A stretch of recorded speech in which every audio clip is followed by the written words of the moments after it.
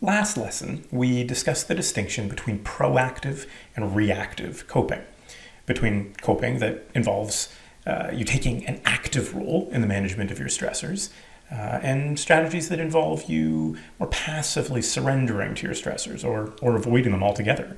Now, not surprisingly, we found that people who use more active coping strategies tend to show better outcomes. Lower depression, lower anxiety, lower stress, higher immune function, higher health-related factors, etc., etc. But recognize that what we're really doing here is lumping a whole slew of different types of active coping strategies together and simply indicating that they're better than passive avoidant strategies that don't work as hard to manage your stress.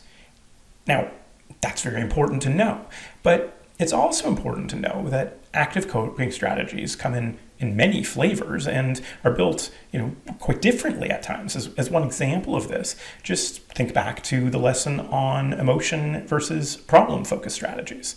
Now, most of those strategies, both emotion and problem-focused, were active in nature. But as we learned, they are actually quite different with different uses, different goals, different outcomes.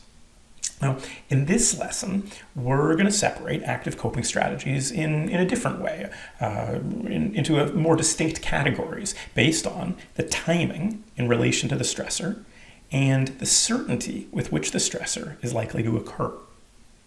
Now, in a minute, we're going to use these criteria to separate active coping strategies into 4 different types, depending on if they occur before or after the stressor, and depending on whether the stressor is certain or uncertain to occur.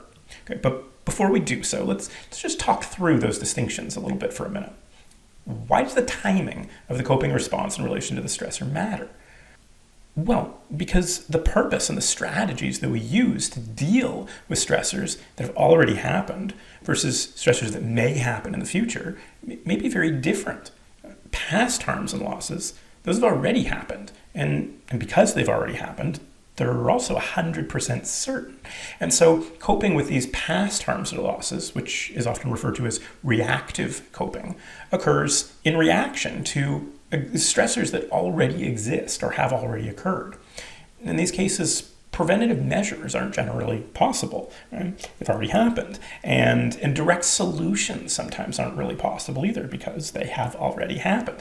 Having a relationship end, being criticized by friends or parents, having an accident, doing poorly at a job interview, being demoted or losing your job. These events have already happened with absolute certainty.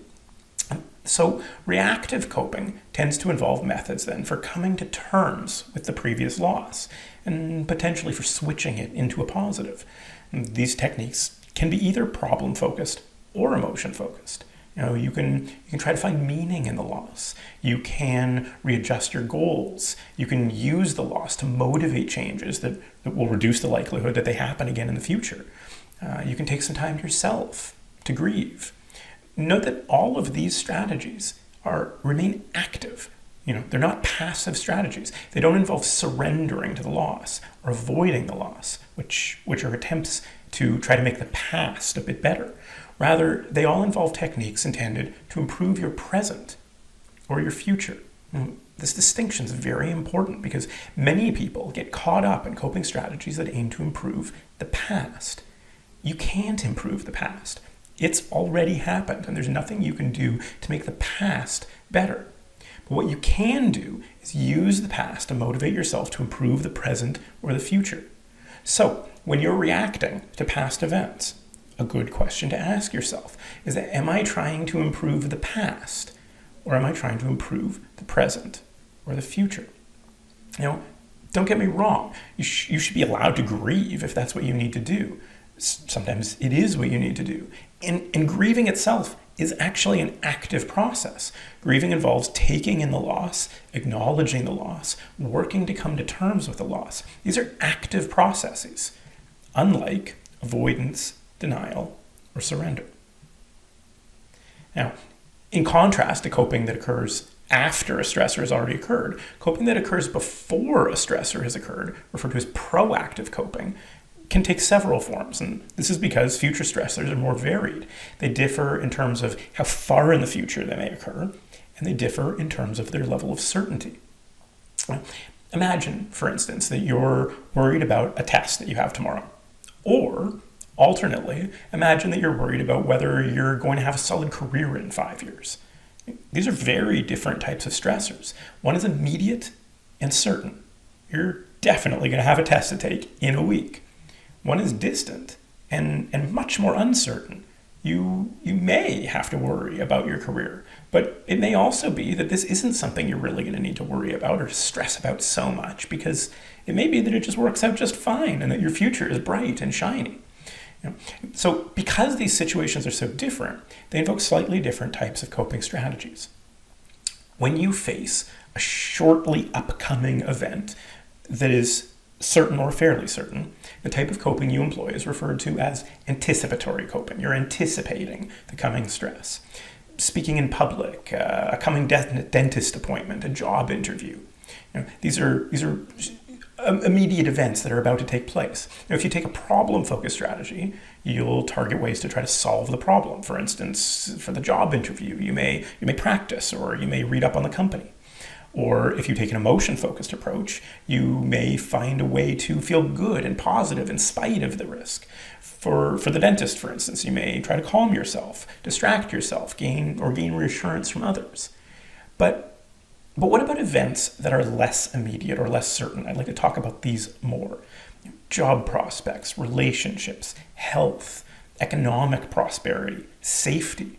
These are big, critical, important things, but they're also vague and entirely uncertain. Will we find a soulmate? We hope so, but we can't be sure. Will we be safe and healthy in the future? We can take steps to increase our health, but who really knows, right? So these big, uncertain stressors are often a source of considerable stress for us for two reasons. One, they're big and important. But two, as stated before, they're uncertain, and we hate uncertainty. We hate it. Nothing makes a person more anxious than an uncertain future. This is where the saying comes from, that sometimes the devil you know is better than the devil you don't, because people will often choose a terrible but known outcome rather than to choose an unknown outcome that could be better or worse. And that's not just because the outcome itself could be stressful, but because of the uncertainty of the outcome. It leads to additional stress. And so people will often choose a known bad event in order to avoid the need to worry about a future uncertainty. The thing is, because the future is the future, we don't know whether it's going to be better or worse than the present. And this uncertainty actually leads to two specific and different outlooks, which can lead to two specific and different coping strategies. One outlook views these future stressors as potential threat, and one outlook views these future stressors as potential challenge. Now, I know you're sick of hearing this, but it's true. Whether you view these future-oriented stressors as threat or challenge leads you down two completely different paths of coping. If you view them as challenges, then you undertake what's referred to as proactive coping. In proactive coping, you still recognize and acknowledge the potential future stressors, but you don't see them as threats, but rather as opportunities. Now, think about that list I said before. Job prospects, relationships, health, economic prosperity, safety. Think about all those things now and try to think of them not as threats, but as opportunities. An opportunity for a good job, an opportunity for a strong relationship, the possibility for economic prosperity, good health, safety. In these cases, coping is less now about risk management, less about reducing threats, removing stressors, more about goal management. You can proactively cope to build up resources that increase progress towards these goals. In contrast, if you view these future stressors as threats, then you're more likely to undertake what's referred to as preventative coping. Rather than striving for a good job, a good relationship, good health, the preventative coper works to prevent future threats that may get in the way of these goals. For instance, they may aim to prevent job losses, to prevent illness, physical disability, disaster, poverty. Now, This clearly isn't always bad. In fact, preventative coping is often very, very prudent. And for instance, when people carry a spare key, lock the door twice, have good health insurance, save money, go to school, they are preventative coping in ways that help them to secure the safe and happy life that they desire. But the preventative coper has to be careful not to take this too far, because what starts out as prudent risk management can quickly turn into a detrimental pattern of enhanced threat focus. Carrying a spare key is prudent. Carrying 10 spare keys is more overkill. Locking the door twice can be reassuring. Locking the door 10 times can be debilitating.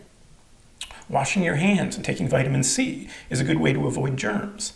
Locking yourself inside, wearing face shields to block random spittle in the air, and requiring 6 feet of distance between every other human being is less manageable and less psychologically healthy. And so a balance is required here with regard to preventative coping, to ensure that it's always being undertaken in an amount that is related to the severity and the certainty of the future threat. And therein lies the rub, because the threats being managed haven't actually happened yet. And so there's very little way of actually knowing how severe or how certain the threat is likely to be.